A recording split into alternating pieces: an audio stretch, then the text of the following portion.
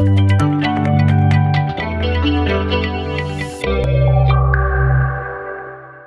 right, we are back. This is ComingSoonJesus.org, News Media One. We are here with Jim Weeks, the visionary behind Reaching Beyond the Fence. Thank you, man, for inviting us and letting us be here. Thank you for letting us sponsor you too, man. We really love you guys. What this ministry does for people who are behind bars is amazing. But the vision came from a very personal place for you. Well, first of all, I'm not the visionary. He is. Amen. I'm just a vessel being used. Right. But yeah, I mean, it's very personal to me. Yeah. So let's start with what happened. How did you end up behind bars? Well, when I was 16, I was kicked out of a Christian school because my mom got behind in payments. And I thought if money meant more than a child's education, I didn't want to be a Christian. So, I became an alcoholic. I was in a bar one night. A girl I used to date was lap dancing for me. And I was masturbating her. There was an undercover cop in the bar and brought charges against us, and I got charged for aggravated sexual assault. And went away for 15 years. Shortly 3 months before going in, I rededicated my life to the Lord and was baptized. I stopped drinking, about a year before I went in after all this happened, because I decided that was not what I needed. My way wasn't working. The pastor came and saw me a few times, wrote me a couple times. Then all of a sudden he dropped off. And it was almost like deja vu, and I was on the verge of giving up when somebody gave me a brochure for a prison fellowship and a pen pal program they had. And it took a lot for me to fill out that brochure because it asked what my charge was, and I was ashamed of that. But I stepped out on faith and I did it. And July 25th, 2003, I received a letter from a lady in Ohio, Miss Jean Cato. And she faithfully wrote me. That restored my faith.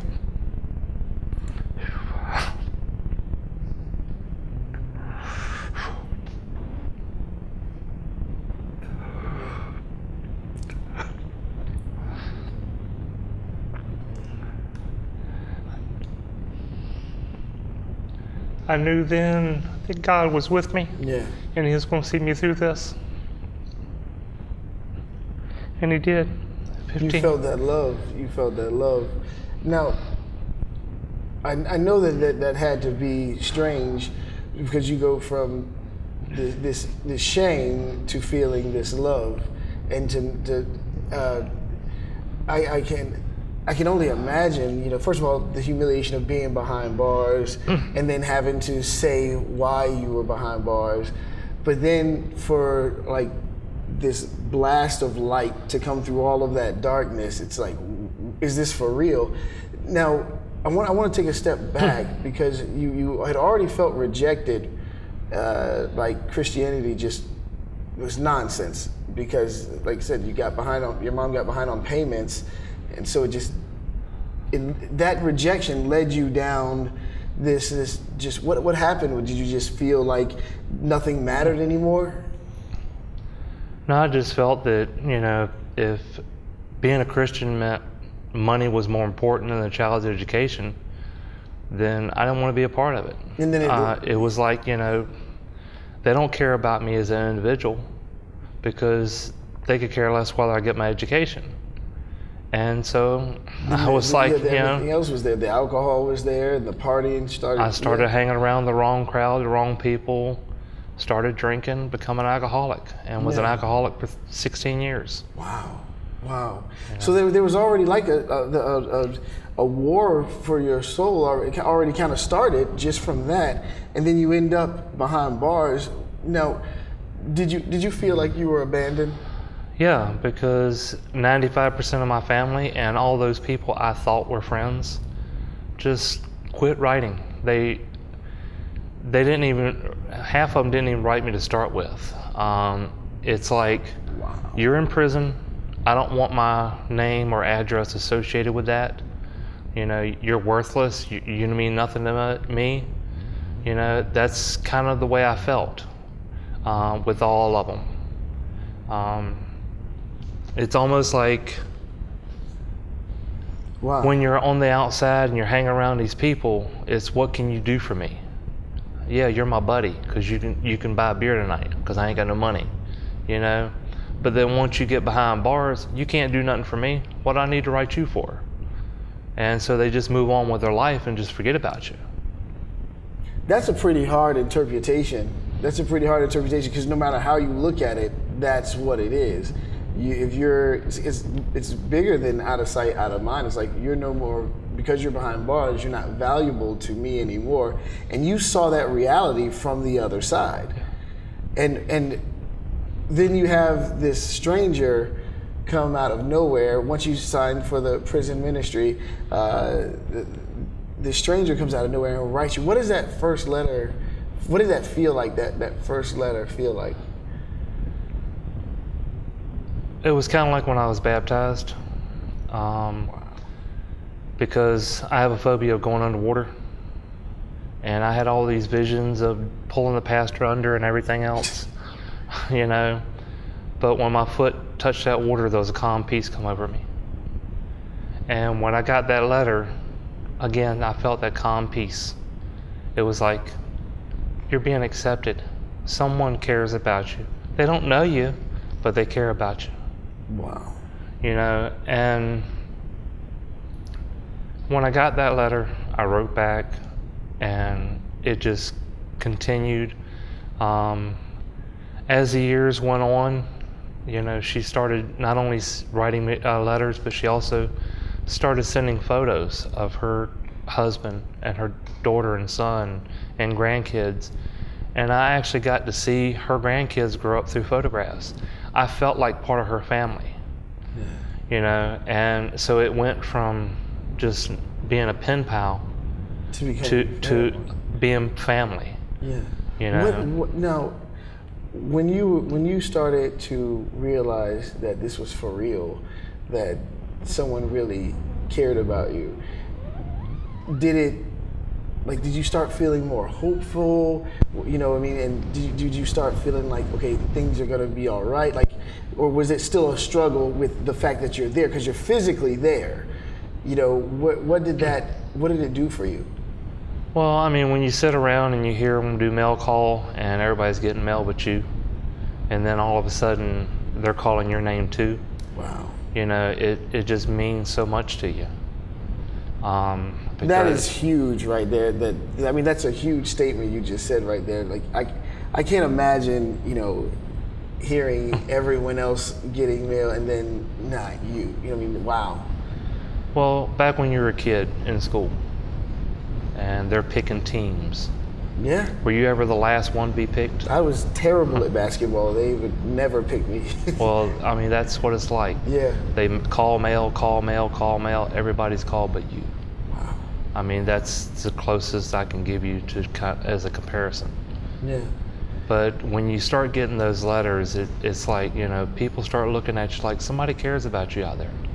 You know, Right. and they look at you in a different aspect. But it inspired me and let me know that God still loved me, God still accepted me. Yeah. And when I left Wallens Ridge, where I was at the time, and moved to Buckingham, I got involved with a prison ministry there called Kairos. And it was through Kairos that I made a forgiveness call home. And it was probably the hardest call I ever made.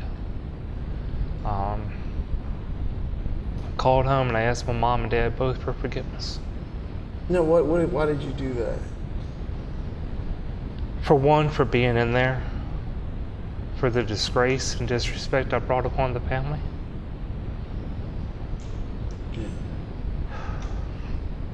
And that's one of the things I think that's so amazing about you is how you own what you did. You own your actions, but you also accept the love that you didn't like just own it and then define yourself by what you did. You allowed the love of God to come in and grow you past what happened, and I think that's one of the most amazing things about you is how you cling to love.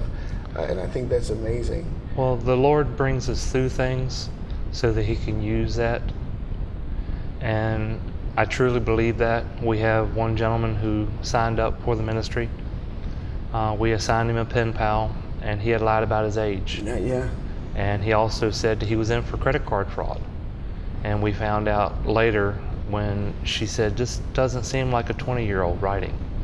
And so I investigated and found out that he's 46 and that he was caught in the process of a rape. And because of the rules and so forth that we've set forth in the ministry, we cut off ties between the two of them, and I wrote him a letter and explained the situation. We are here to love you and to show God's love to you. Right. We are not here to judge you. And he kind of wrote a letter back that was kind of hateful at first, and he apologized, but there was no remorse in it. Right. And I had the opportunity the past couple months to minister to him. But had I not went through what I did and now be on the sex offender registry, I would not be able to connect with him on the level that I did. Right. And this gentleman has now resubmitted a new application. He has owned what he's done. He's wrote me a letter, to share to our volunteers, at our appreciation dinner. It's like full circle from where he was. Well, because you gotta think about the fact that, like, when you recognize that you've done something so terrible, and people want to know what you did or want to know why you did it. It's like, I guess it's kind of the same thing that people do on the outside. They try to justify, well, let me think of something that's bad, but not as bad as this. And they try to justify it, but you called him out on it, and you didn't judge him. You called him out on it to let him know that there's no point in lying, because this is about a special type of love. This is about love, and this is about not judging you. And in a way, he kind of judged the ministry. In a way, he judged the ministry, expecting you guys. He judged the world in general. Right. Expecting people to look down. He didn't realize that God was really showing him this amazing love, saying, "Hey, we know what you've done, and you need to come out and do that." You didn't like take the ministry away from him. Yeah. You just wanted him to come in honesty, and that's a powerful thing. Now, when you called your parents to apologize, what was going through your mind? Well, I thought about all the verbal abuse I used to deal with from my dad. I thought about how when my mom would discipline us, it would turn into physical abuse. And I knew I needed to forgive them for that in order to move on. But I also needed to ask their forgiveness for what I had done, the shame, humiliation that I brought upon the family. Because until I owned what I did, I gave forgiveness and accepted or asked for forgiveness, I could not receive that forgiveness, and I could not move on. Right. And it was by the power of God that my father and I have a relationship now that we never had before. Right. Since being home, we go out to dinner, lunch, and so forth. Where before we really didn't do that. If it wasn't working on an old car, we didn't do nothing. Right. It was like that was a common bond, an old car. Where now it's actually spending time together. Yeah. And it's amazing, because at the core of everything that I hear you say there's this desire for solid relationship. There's this desire to genuinely be loved. And back with the school situation, do you really feel like that it was connected to that? Like, you really believe that it was connected to that rejection that you faced with the school? Because that's being kicked out of a Christian school is a big deal, especially when it has to do with money. And I can imagine, how old were you, about 16, 17? I was 16. 16 years old. The interpretation of that was money is more valuable than me, and that really hit you hard. Well, in the state of Virginia, at the age of 16, you can legally quit school. So the school board couldn't do anything to get my records, but they were able to get my sisters and get her back in school. So I just felt hopeless, and so I started hanging around some wrong people and found that by drinking I could forget about that and move past it, and when I sobered up it was still there, so I'd drink some more. Wow. And one drink led to another. Let me ask you this, because I think this is very important. When the letters came through, I know that did the letters keep you focused in prison, like away? Because the same bad people and bad things that are on the outside are on the inside of prison as well. Oh, yeah. Did that keep you away from a lot of the negativity, like the letters and writing? Well, just that positive influence helped keep me focused. I was involved with the church on the inside. The Lord used me to establish, a setup crew at St. Bride's, which we didn't have.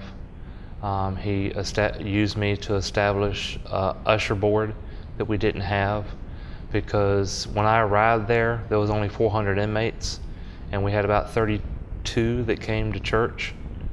And then about 6 months later, the population increased to 1,200. And so our church grew to, before I left, it was over 200 attending. Wow. And so therefore, there was a lot of things that really needed to be put in play for us to have a functioning church properly. And the situation with the usher board, the way that come about was when we were doing communion, the chaplain asked for some volunteers to come up and pass the emblems, and that really grieved my soul. And I went to him the next day and I said, Pastor, you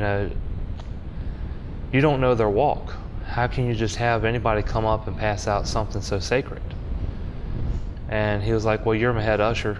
Put together an usher board. He just put you on. I was like, huh? Thomas smacked it across the face. Right. But I see, how the Lord puts us in positions.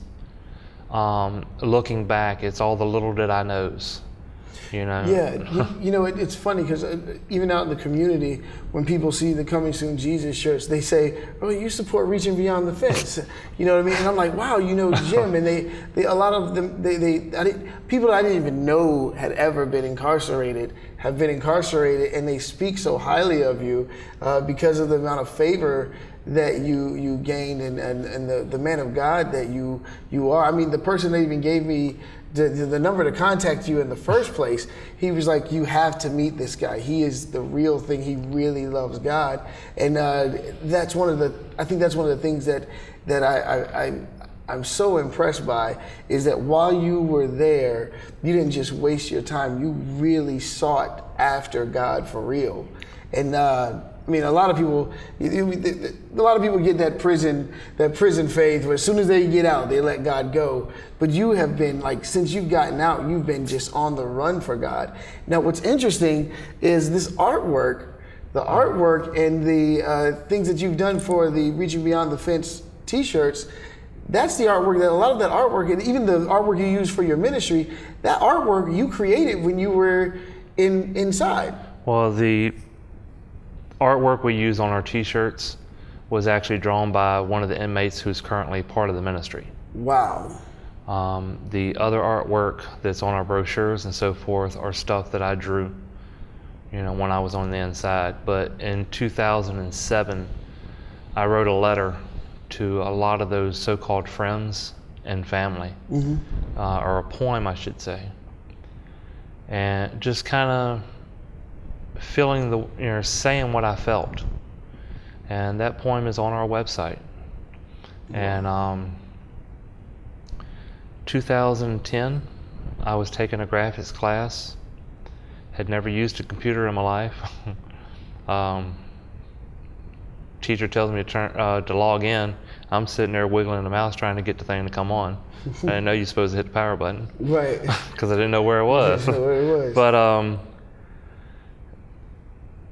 as I began to teach myself with the computer in the graphic class, I took that poem. My first class project was a trifold brochure. And I put that thing together based on remembrance of what I had filled out. Wow. And the name Reaching Beyond the Fence came to me, and I put it on there. In 2010? In 2010. Wow. As little did I know in 2007 that poem I wrote was going to be on the front of a brochure in 2010. Little did I know that brochure I made in 2010 was going to become a ministry in 2016. Yeah. You know, it's all these little did I knows. Yeah.